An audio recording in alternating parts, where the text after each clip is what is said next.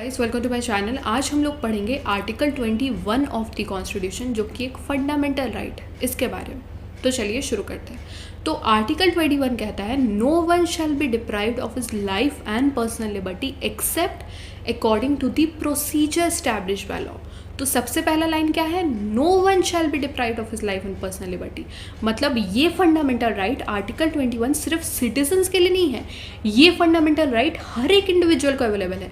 क्या कहा जा रहा है? No one shall be deprived. मतलब ये फंडामेंटल राइट चाहे वो सिटीजन हो चाहे वो फॉरेनर हो, हर एक इंडिविजुअल को ये फंडामेंटल राइट आर्टिकल 21 अवेलेबल है। सबसे पहला पॉइंट तो ये हो गया। उसके बाद article 21 prohibits the encroachment upon a person's right to life and personal liberty against the state.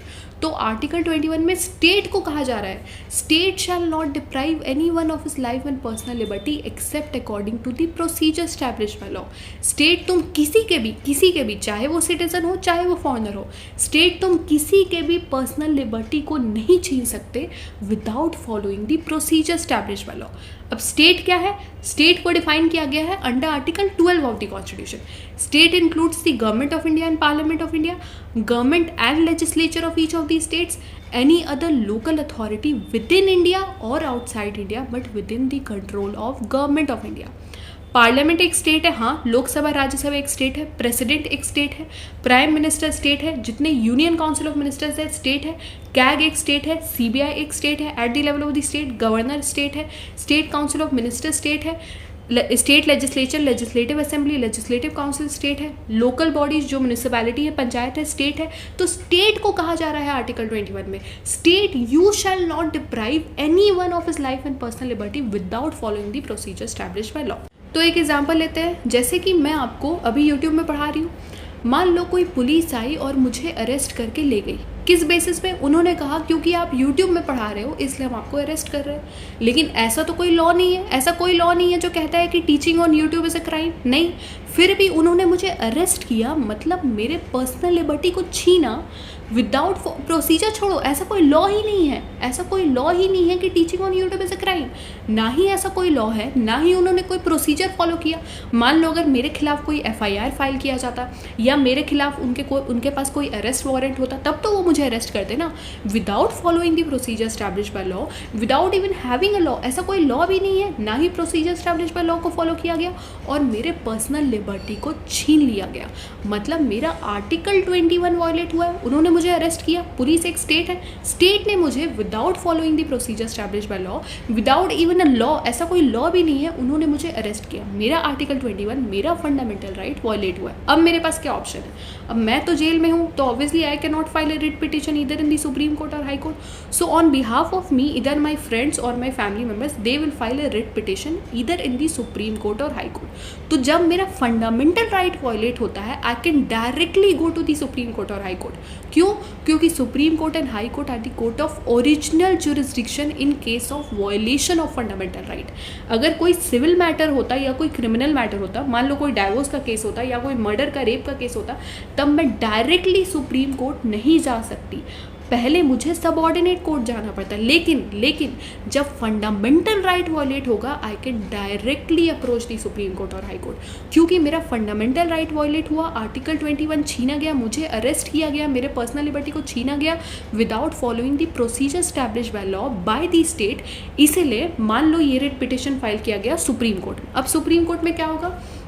मैं और जिन्होंने मुझे अरेस्ट किया जो पुलिस है, we both will be presented before the supreme court. अब सुप्रीम कोर्ट क्या पूछेगी पुलिस से? क्या ऐसा कोई लॉ है कि teaching on YouTube is a crime? नहीं, ऐसा तो कोई लॉ नहीं है, तो मुझे रिलीज़ कर दिया जाएगा। ठीक है, क्योंकि ऐसा कोई लॉ ही नहीं है, तो किस बेसिस पे उन्होंने मुझे अरेस्ट किया? तो ये चीज़ देखा जाएगा, क्या ऐसा कोई लॉ है?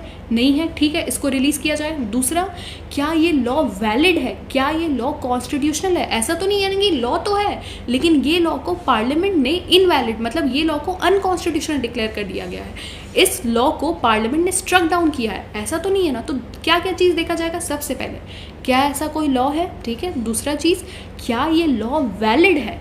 तीसरा चीज़, क्या procedure established by law follow हुआ है कि नहीं। तो ये अगर 3 क्राइटेरिया फुलफिल होगा, then only the state can take away my life and personal liberty. अब इंडिया में क्या फॉलो किया जा रहा है? Procedure established by law. मतलब कि कोर्ट्स मुझे प्रोटेक्ट कर रही है, मेरे फंडामेंटल राइट को प्रोटेक्ट कर रही है, ये देखते हुए कि प्रोसीजर स्टैब्लिश बाय लॉ को फॉलो किया गया कि नहीं किया गया।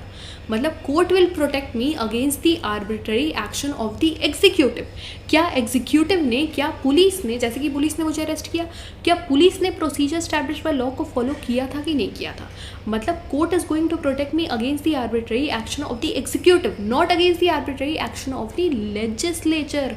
कोर्ट ये नहीं देखेगी कि ये जो लॉ है वो सही है कि नहीं, ये नहीं देखा जा रहा है इंडिया में, ये होता है यूएसए में। यूएसए में फॉलो किया जाता है ड्यू प्रोसेस ऑफ लॉ। जैसे हमारे कॉन्स्टिट्यूशन में क्या है, procedure establish by law mention है, उनके कॉन्स्टिट्यूशन में ड्यू प्रोसेस ऑफ लॉ है। मतलब कि वहाँ पे जो कोर्ट्स है वो ये नहीं देखेंगे कि एग्जीक्यूटिव ने प्रोसीजर स्टैब्लिश बाय लॉ को फॉलो किया कि नहीं किया, वो ये भी देखेंगे कि जो लॉ है, जो लॉ पार्लियामेंट ने बनाया है, जो लॉ वहाँ के लेजिस्लेचर ने बनाया है, क्या वो लॉ सही है, whether the law is fair, whether the law is just, whether the law is reasonable. तो ये भी देखा जाएगा वहाँ के कोर्ट्स द्वारा। यहाँ के कोर्ट वो नहीं देख रहे हैं, यहाँ के कोर्ट सिर्फ आपको प्रोटेक्ट करेंगे against the arbitrary action of the executive. क्या procedure establish by law follow हुआ कि नहीं हुआ, बस वो देखा जाएगा। क्या ऐसा कोई लॉ है, is this law valid, is the procedure establish by law followed और नॉट, बस इतना ही देखा जाएगा। वो लॉ सही है कि गलत है, वो लॉ फेयर है कि नहीं है, रिजनेबल है कि नहीं है, जस्ट है कि नहीं है, ये यहाँ की कोर्ट्स, इंडिया की कोर्ट्स नहीं देखेगी। That means court will protect you against the arbitrary action of the executive only, not against the arbitrary action of the legislature. क्यों? क्योंकि इंडिया में फॉलो किया जाता है प्रोसीजर स्टैब्लिश बाय लॉ और यूएसए में फॉलो किया जाता है ड्यू प्रोसेस ऑफ लॉ। तो वहाँ के कोर्ट्स ये भी देखेंगे कि लॉ फेयर है कि नहीं, लॉ सही है कि नहीं, लॉ रिजनेबल है कि नहीं, लॉ जस्ट है कि नहीं, वहाँ के कोर्ट्स ये भी देखेंगे। इंडिया में ये चीज़ नहीं देखा जाता है। क्यों? क्योंकि हम ड्यू प्रोसेस ऑफ लॉ नहीं फॉलो करते, हम procedure establish by law follow करते हैं। लेकिन ये बात हो रही है पहले की, पहले हम फॉलो करते थे प्रोसीजर स्टैब्लिश बाय लॉ, लेकिन हम अभी दो केस के बारे में पढ़ेंगे, जैसे कि ए.के. गोपालन केस और मनिका गांधी केस। इसमें आपको पता चलेगा कि कैसे इंडिया में प्रोसीजर स्टैब्लिश बाय लॉ से हम शिफ्ट कर गए ड्यू प्रोसेस ऑफ लॉ। तो कुछ साल पहले तक तो हम procedure establish by law he follow करते थे, मतलब जो कोर्ट्स है वो सिर्फ यही देखती थी कि procedure establish by law follow हो रहा है कि नहीं। लेकिन अब आफ्टर मनिका गांधी केस के बाद ये जो परसेप्शन है, ये जो थ्योरी है, ये जो डॉक्ट्रिन है, वो चेंज हो गया। कैसे, वो हम लोग देखते हैं। सबसे पहले देखते हैं ए.के. गोपालन केस ऑफ 1950। सबसे पहले इस केस के दौरान क्या हुआ था, ए.के. गोपालन एक कम्युनिस्ट लीडर थे, ठीक है। तो वो मद्रास के जेल में थे बहुत सालों तक। तो जब वो जेल से बाहर आए, उन्हें फिर से अरेस्ट कर लिया गया, फिर से डिटेन कर लिया गया under preventive detention act of 1950। देखो, दो तरह का डिटेंशन होता है, एक प्यूनिटिव और एक प्रिवेंटिव। प्यूनिटिव डिटेंशन मतलब आपको अरेस्ट किया जाएगा जब क्राइम हो जाए, मतलब जब after the crime is committed then you will be arrested by the police, उसको बोलते हैं प्यूनिटिव डिटेंशन। प्रिवेंटिव डिटेंशन मतलब अभी क्राइम हुआ नहीं है, ऐसा आशंका है कि आगे हो सकता है, उस हिसाब से आपको डिटेन किया जा रहा है, आपको अरेस्ट किया जा रहा है, उसको बोलते हैं प्रिवेंटिव डिटेंशन, ठीक है। तो ए.के. गोपालन को अरेस्ट किया गया था under preventive detention act of 1950। मतलब अभी उन्होंने क्राइम किया नहीं था, फिर भी उनको अरेस्ट कर लिया गया था बाय द पुलिस। अब इस लॉ को, प्रिवेंटिव डिटेंशन एक्ट ऑफ 1950, इस लॉ को ए.के. गोपालन ने चैलेंज किया इन दी सुप्रीम कोर्ट। क्यों? क्योंकि सबसे पहले तो उन्होंने ये कहा कि आर्टिकल 21, मेरा जो फंडामेंटल राइट है आर्टिकल 21, वो वायलेट हो रहा है। कैसे? क्योंकि आर्टिकल 21 कहता है no one shall be deprived of his life and personal liberty except according to the procedure establish by law. ना यहाँ पे कोई procedure establish by law follow हुआ, मैंने तो कोई क्राइम किया नहीं, ना मेरे खिलाफ कोई एफआईआर था, ना कोई अरेस्ट वारंट था, आपने मुझे फिर भी अरेस्ट कर लिया, मुझे डिटेन करके रखा हुआ है। फिर ए.के. गोपालन ने कहा कि मेरा fundamental right article 19 sub clause 1 sub clause D which talks about right to freedom of movement, वो भी वायलेट हो रहा है। तो इस बेसिस पे ए.के. गोपालन ने इस लॉ को ही चैलेंज कर दिया बिफोर द सुप्रीम कोर्ट। लेकिन सुप्रीम कोर्ट ने कहा हम तो, हमारी कंट्री में फॉलो किया जाता है प्रोसीजर स्टैब्लिश बाय लॉ, हम ड्यू प्रोसेस ऑफ लॉ तो देखते नहीं है जो कि अमेरिका में होता है। हम ये नहीं देखेंगे कि ये लॉ सही है कि गलत है, ये लॉ फेयर है कि नहीं, ये लॉ रिजनेबल है कि नहीं, हम ये नहीं देखेंगे। क्यों? क्योंकि हमारी कंट्री में हमारे founding fathers of the constitution ने आर्टिकल 21 में ड्यू प्रोसेस ऑफ लॉ तो मेंशन किया ही नहीं है। आर्टिकल 21 में प्रोसीजर स्टैब्लिश बाय लॉ वो टर्म मेंशन किया गया है, procedure establish by law follow किया जा रहा है कि नहीं, तो हम यहाँ पे ड्यू प्रोसेस ऑफ लॉ को तो देखेंगे नहीं। अब तो ये जो केस है ए के गोपालन केस, इसीलिए इसको कहा जाता है अ लॉस्ट अपॉर्चुनिटी। क्यों? क्योंकि सुप्रीम कोर्ट के पास मौका था कि वो आर्टिकल 21 को वाइडली इंटरप्रेट कर सके, लेकिन उन्होंने नहीं किया। तो देखो, A.K. Gopalan was a communist leader. He was detained in the jail of Madras, and whenever he came out of the prison, a new detention order was issued against him. तो जब भी वो जेल से बाहर आता था, a preventive detention order was issued against him, and he had to go to jail again after several years of detention. इतने साल तक A.K. Gopalan को डिटेन किया गया था, इसीलिए उन्होंने चैलेंज किया. He challenged his preventive detention. A.K. Gopalan argued that this prolonged detention has violated his right to life and personal liberty guaranteed under Article 21 of the Indian Constitution. ठीक है, तो देखो A.K. Gopalan ने क्या किया. In 1950 he was detained again under Preventive Detention Act of 1950. Then A.K. Gopalan filed a writ petition under Article 32 of the Indian Constitution challenging his detention under Preventive Detention Act of 1950. क्योंकि उनको फिर से detain कर लिया गया था जब वो जेल से बाहर आए थे. So he challenged this Preventive Detention Act of 1950 and filed a writ petition under Article 32 of the Indian Constitution challenging his detention under Preventive Detention Act. So according to Preventive Detention Act 1950, the detainee is not given any reasons for his detention. किस basis पे, किस reasons की वजह से उन्हें detain किया जा रहा है, वो रीजंस तक उन्हें नहीं दिया गया था. Therefore A.K. Gopalan argued that this act is unconstitutional, कि ये लॉ, ये एक्ट ही अनकॉन्स्टिट्यूशन है, as it violates the fundamental rights under Article 19 subclause 1 subclause D, जैसा मैंने आपको बताया, that is right to freedom of movement, and Article 21 that is right to life and personal liberty. तो उनका आर्टिकल 21 सब clause 1 sub clause D violet हो रहा है एंड आर्टिकल 21 वायलेट हुआ है. Therefore this law should be declared as unconstitutional, ये कहा A.K. गोपालन ने. अब क्या कहा, तो issues raised in the case of A.K. Gopalan versus state of Madras. क्या इश्यूज रेज किया गया? सबसे पहले, whether the preventive detention act of 1950 violets article 19 and 21 of the Indian constitution. तो सबसे पहला सवाल तो यही था कि ये जो लॉ है, क्या ये लॉ आर्टिकल 19 और आर्टिकल 21 को वायलेट कर रहा है. उसके बाद, whether article 19 and 21 of the Indian constitution are dependent on each other, is there a relation between these articles. दूसरा, तीसरा, whether the procedure established by law under Article 21 of the Indian Constitution is same as the due process of law. तो ये 3 questions raise किया गया before the supreme court. अब supreme court ने क्या judgement दिया ये देख लेते हैं. Judgement of A.K. Gopalan versus state of Madras दिया सुप्रीम कोर्ट ने. Supreme court rejected the petition filed by A.K. Gopalan and held that the preventive detention act of 1950 to be constitutional. तो ये लॉ को वैलिड, ये जो प्रिवेंटिव डिटेंशन एक्ट है, ये law को वैलिड कॉन्स्टिट्यूशनल डिक्लेयर किया गया सुप्रीम कोर्ट द्वारा. और सुप्रीम कोर्ट ने कहा this act does not violate article 19 sub clause 1 sub clause D and article 21 of the Indian constitution.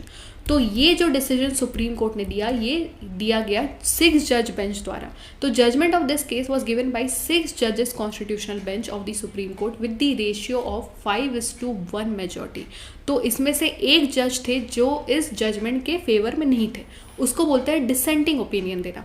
Justice Faizal Ali gave the dissenting opinion, मतलब ये जजमेंट के फेवर में वो नहीं थे. ठीक है, चलो. तो जस्टिस फैजल अली ने क्या कहा, A.K. Gopalan versus state of Madras, the supreme court interpreted the meaning of article 21 and restricted it by diminishing it's real value and gave the decision in favor of the government.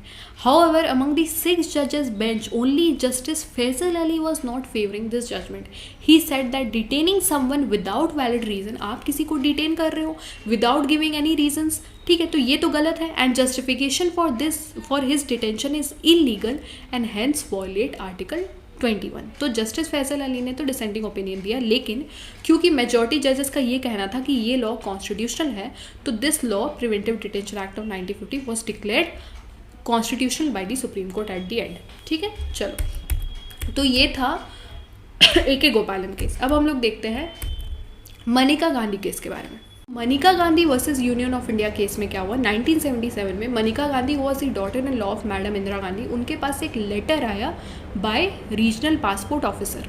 उस लेटर में था कि under section 10 sub clause 3 sub clause C of the passport act in national interest हम आपके passport को impound करेंगे, impound यानी कि सीज करेंगे।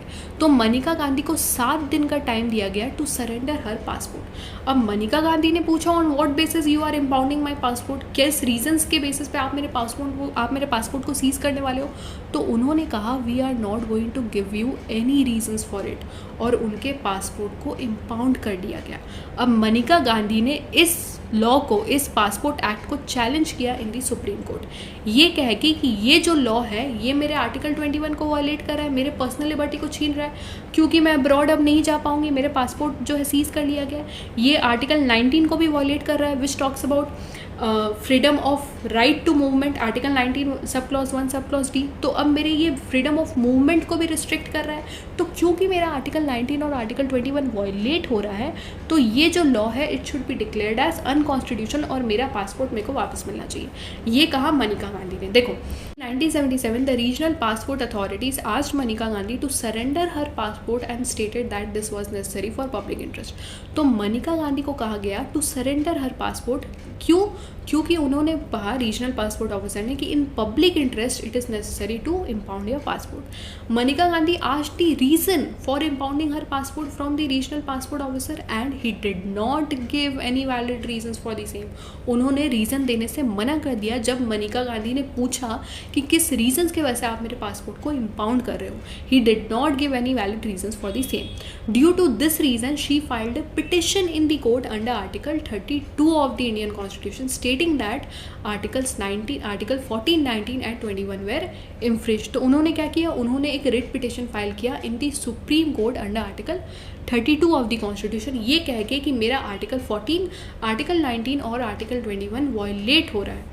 अब क्या इश्यूज रेज किए गए, whether right to travel abroad is also included in the meaning of personal liberty given under article 21। तो क्या क्वेश्चंस रेज किए गए इस केस में? सबसे पहला क्वेश्चन, क्या right to travel abroad is also a fundamental right under article 21 of the constitution? सबसे पहला क्वेश्चन ये रेज किया गया। दूसरा, weather section 10 sub clause 3 of the Passport Act 1967 violates Article 14 of the Indian Constitution, whether it can be said that suspending Manika Gandhi's passport is against the principle of natural justice। तो ये questions raise किए गए। अब judgement क्या है, देखो, a 7 जज bench was constituted in this case. तो 7 जज बेंच था इस केस के लिए of the supreme court. Firstly, the supreme court said that the scope of personal liberty under article 21 of the constitution is very wide.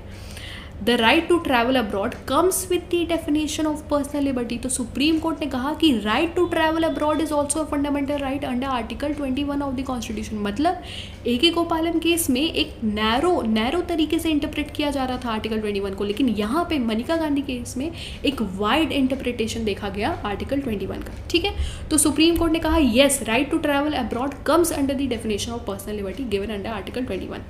However, the court agreed that impounding the passport by the passport authorities under section 10 subclause 3 of the Passport Act is not unconstitutional because the passport authority has the power to grant suspension and cancel the passport which can be important for national security। लेकिन supreme court ने कहा जो regional passport officer ने आपके passport को impound किया under section 10 subclause 3 subclause C of the passport act, वो unconstitutional नहीं है, वो कॉन्स्टिट्यूशनल ही है। क्यों?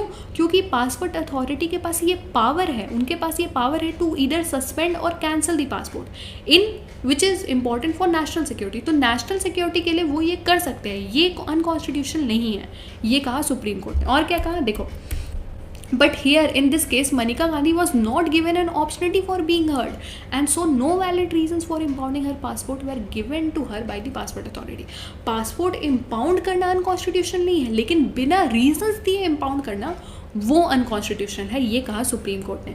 The maxim of audi alteram partem which means let the other side be heard was not followed in this case. Audi alteram partem मतलब आप जो सामने वाले हैं आप उसका बिना सुने, आप बिना उनको रीजंस दिए आप उसके पासपोर्ट को सीज किए, तो ऑडी अल्ट्राम पार्टम जो है वो यहाँ पे फॉलो नहीं किया गया। और क्या कहा सुप्रीम कोर्ट ने, At any time, if a law deprives a person of his personal liberty, it has to meet the criteria specified in Article 14 and Article 19. Therefore, the passport authority can impound the passport of any citizens after giving valid reasons for the same. Yes, passport authority के पास ये power है that they can impound the passport of any citizen of the country, but they have to provide reasons for the same. ये कहा supreme court ने.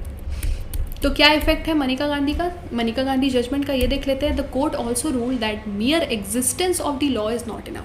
हम लोगों ने देखा AK गोपालन केस में लॉ को क्या किया, सुप्रीम कोर्ट ने कहा कि हम लॉ गलत है कि सही हम ये नहीं देखने वाले, लेकिन यहाँ पे सुप्रीम कोर्ट कह रहा है that मियर existence of the law is not enough, such law should also be just fair and reasonable. मतलब अब हम कहाँ जा रहे हैं, अब हम ड्यू प्रोसेस ऑफ लॉ की तरफ बढ़ रहे हैं.